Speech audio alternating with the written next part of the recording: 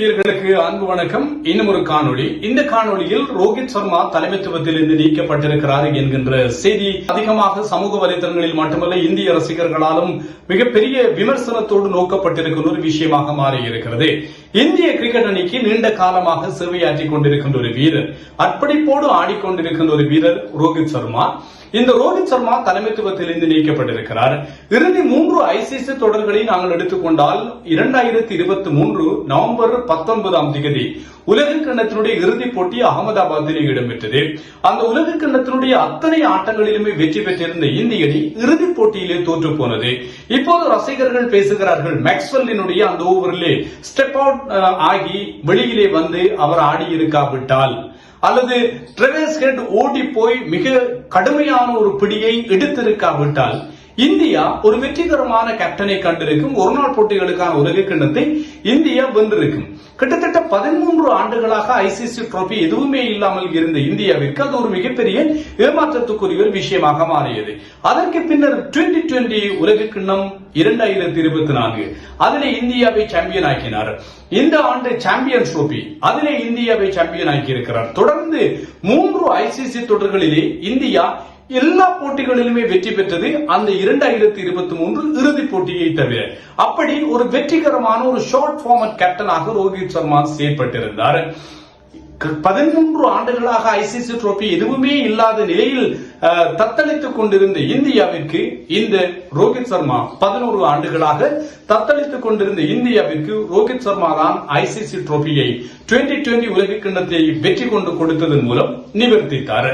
அதற்கு பின்னர் சாம்பியன்ஸ் டிராபியையும் வென்றார். 8 மாத இடைவெளியில் 2 ஐசிசி டிராபிகளை வென்று கொடுத்திருக்கிறார். இப்படிப்பட்ட ஒரு வெற்றிகரமான ஒரு அணி தலைவரை எதுவிதமான அறிவிப்புகளும் இன்றி இந்திய தேர்வுக்குழு அவரை தலைமைத்துவத்தில் இருந்து நீக்கி இருக்கிறது.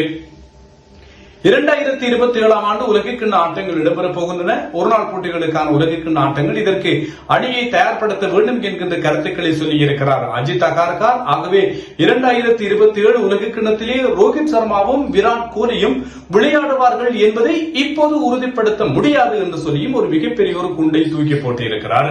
38 வயதை நெருங்கி இருக்கின்ற இந்த வீரர்கள் அடுத்து வரப்போகின்ற உலகக்கிண்ண ஆட்டங்களிலே எவ்வாறு இன்னும் 2 ஆண்டுகள் இருக்கின்றன. இதற்கிடையில் 20 ஆட்டங்கள் இருக்கின்றது. இந்த 2 பேருமே உலக கிண்ணத்திலே விளையாடுவார்களாக இருந்தால் உலக கிண்ணத்தை விடுத்து 20 ஆட்டங்கள் தான் விளையாடுவதற்கு ஒருநாள் ஆட்டங்கள் இருக்கிறது.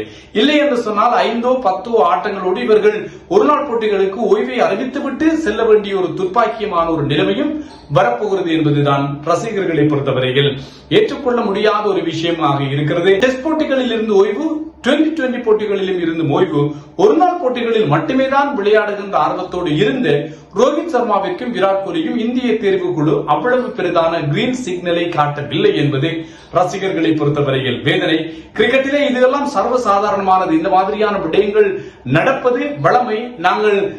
அதையெல்லாம் நாங்கள் கடந்துதான் செல்ல வேண்டிய ஒரு தேவை இருக்கிறது. ஆகவே ரோஹித் சர்மாவை தலைமைத்துவத்தில் இருந்து நீக்கி சுப்மான் கில்லிடம் தலைமைத்துவத்தை ஒப்படைத்திருக்கிறார்கள்.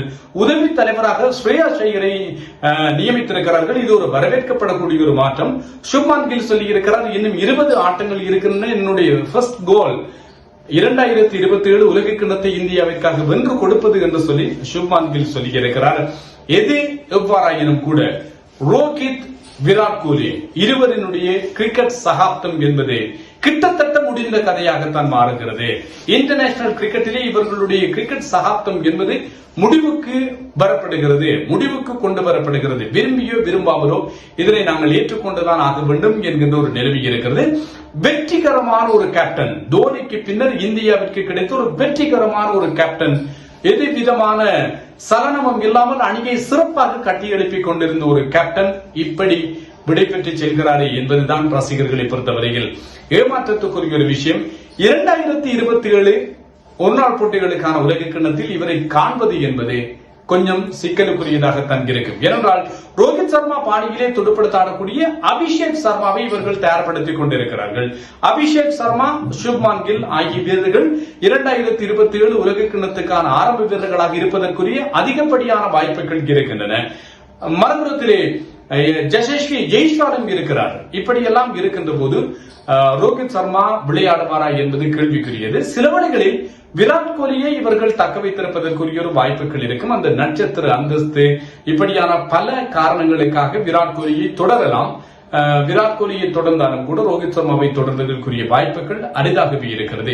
எதுவாறாயினும் கூட இந்திய கிரிக்கெட் ரசிகர்களால் ஏற்றுக்கொள்ள முடியாத, ஜீரணிக்க முடியாத ஒரு விடயமாக ரோஹித்தை தலைமைத்துவத்திலிருந்து மாற்றியிருக்கின்றவை நோக்கப்படுகிறது. காத்திருப்போம் என்ன நடக்கும் என்று சொல்லி இது தொடர்பான விவரங்களை அவ்வப்போது உங்களோடு பகிர்ந்து கொள்வதற்காக காத்திருக்கின்றேன். நான் தில்லையம்பலம் தரணிதரன்.